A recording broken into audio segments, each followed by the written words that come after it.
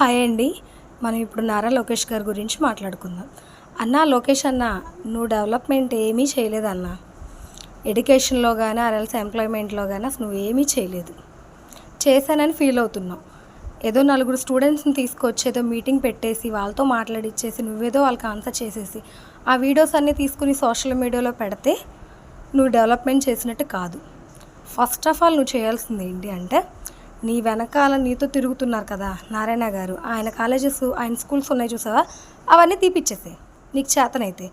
లేదు అవి ఉంటే మన స్టేట్కి మంచిది అనుకున్నావు అనుకో, అప్పుడు ఏం చేయాలంటే ఫీజెస్ అనేవి నువ్వు ఒక మిడిల్ క్లాస్ ఫ్యామిలీ నుంచి వచ్చినా కూడా వాళ్ళు కట్టుకునేలాగా వాళ్ళ ఫీజెస్ అనేవి నువ్వు క్రియేట్ చేయి. అలా నువ్వు చేయకపోయావు అనుకో, నువ్వు డెవలప్మెంట్ చేసినట్టు ఏమీ కాదు. ఆ చేతనైతే స్కూల్స్ డెవలప్ చేయి, లేదంటే ఉన్న ప్రైవేట్ స్కూల్స్లో అయినా ఫీజులు తగ్గించు. నువ్వు చేయాల్సింది అదే.